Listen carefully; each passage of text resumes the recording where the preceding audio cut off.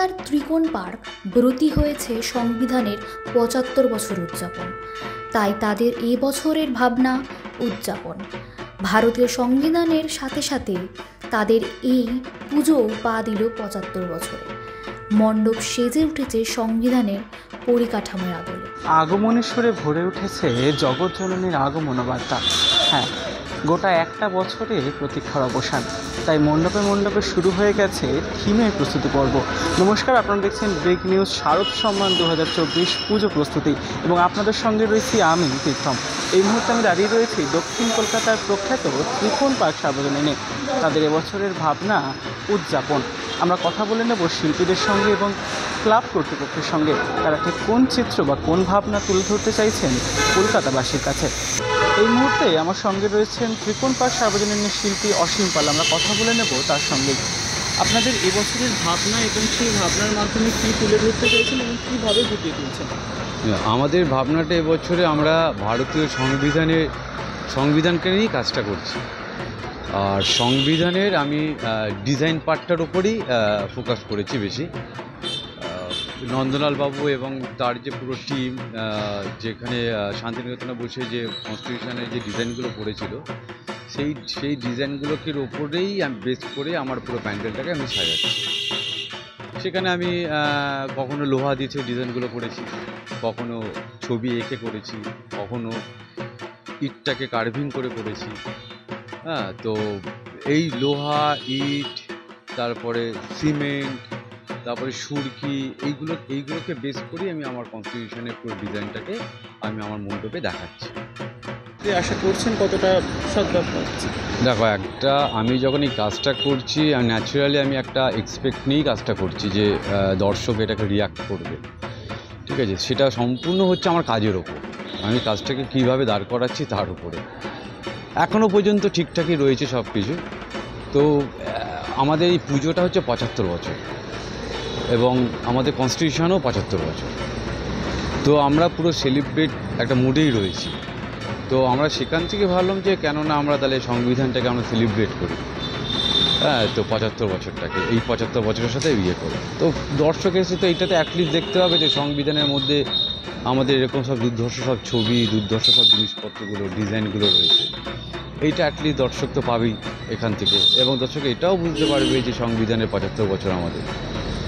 আচ্ছা, আমরা যখন দেখেছি কোনো শিল্প তৈরি হচ্ছে, পুজোর ক্ষেত্রে দেখছি আমরা প্রতিদিন প্লাইউডের ব্যবহার দেখি, সেখানে বিভিন্ন লেয়ার তৈরি করা হয়, কিন্তু আমরা এখানে দেখছি মানে প্রায় গাঁথা হচ্ছে। হ্যাঁ, ইট এবং লোহা দিয়েই করছি মেটেরিয়ালটা। অ্যাকচুয়ালি এই মেটেরিয়ালটার উপর আমি এমনি এর আগেও কাজ করেছি, আমার ভালোই লাগে মেটেরিয়ালটা।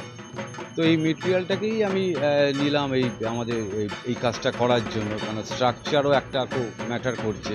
আর আমাদের এমন পুরো রাস্তার উপরে, ব্রিজের সামনে, তো সব কিছু নিয়ে একটুখানি যাতে একটা সলিডনেস আসে, যেন একটা বেশ একটা সলিড, একটা শক্ত একটা ব্যাপার হয়। সংবিধানটাও তো আমাদের দেশের একটা মেরুদণ্ড।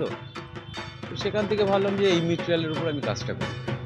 সন্তোষপুর ত্রিকোণ পার্ক দুর্গোৎসব কমিটির তরফ থেকে শুভপ্রিয় ভট্টাচার্য বলছিলাম। আমরা এবার ৭৫ বছর উদযাপন করছি, এবং ৭৫ বছর উদযাপন এবং আমাদের থিমের নামও উদযাপন। আর এর সাথে আমরা হচ্ছে ভারতীয় সংবিধানকে নিয়েছি, এটারও সংবিধানের ৭৫ বছর, ৭৫ বছর, এই দুটোকে মিলিয়ে আমরা এটাকে উদযাপন করার চেষ্টা করছি। আর ভারতীয় সংবিধানের যে ইলাবোরেটেড পেজ আছে, তাতে হচ্ছে যে ডিজাইনগুলো আছে, সেই ডিজাইনগুলোর পার্টকে ধরে দিয়ে আমরা এটাকে মণ্ডপটাকে সাজাচ্ছি। এটাই আমাদের এবার প্রয়াস। দেখা যাক, আমরা ৪ তারিখ হয়তো ওপেনিং করে নেবো আমাদের পাবলিকের জন্য। আগের বছর কত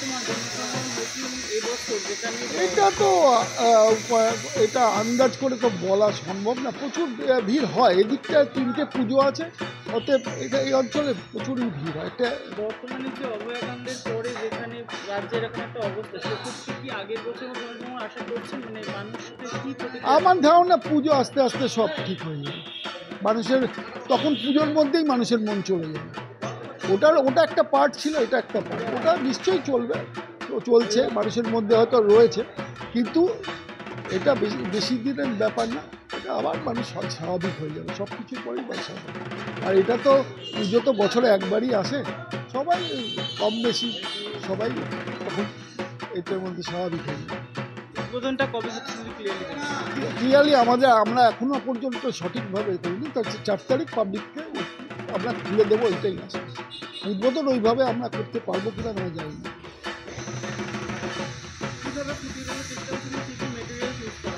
মেটেরিয়ালস বলতে তো আপনি দেখতেই পাচ্ছেন, ইট সিমেন্ট, বালি, স্টিল, কোনো বাসের আইটেম থাকবে, কোনো বাসের দিয়ে কোনো প্যান্ডেল নাই, টোটালটাই সিকিউরিটির স্বার্থে। আর এইটাই মোটামুটি করার চেষ্টা হচ্ছে। মাটি ইউজ করা হয়েছে, ঠাকুর ঘরটা মাটি দিয়েই করা আছে এই পর্যন্ত। আমরা কথা বলে নিলাম ত্রিকোণ পার্ক সার্বজনীন কর্তৃপক্ষের সঙ্গে। ত্রিকোণ পার্ক সার্বজনীনের 75 বছর পূর্তি এবং সংবিধানের 75 বছর পূর্তিতে তারা সংবিধানের পরিকাঠামোকে তুলে ধরার চেষ্টা করছেন। ক্যামেরায় অভূরূপের সঙ্গে Theertham reporting, big news Kolkata.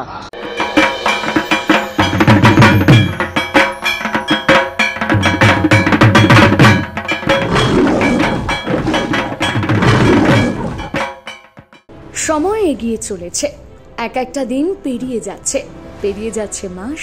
প্রতিবাদের স্বর তীব্র থেকে তীব্রতর হয়েছে, চলছে বিচার প্রক্রিয়াও। প্রশ্ন উঠছে, আর কবে হবে অসুর নিধন? অভয়াকাণ্ডে দোষীদের শাস্তি এখনো অধরা। আমরা বিচার প্রার্থী। সন্তানহারা পিতামাতার আর্তনাদের শব্দে ম্লান হয়েছে চিন্ময়ীর আহ্বানের ধ্বনি।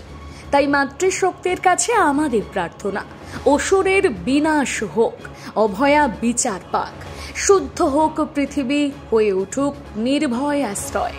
অভয়ার বলিদান যেন বিফলে না যায়, উদ্ভাসিত হোক অনন্ত আধার, অবরুদ্ধ হোক সব রুদ্ধ শৃঙ্খল, অবারিত হোক নির্মল বোধ।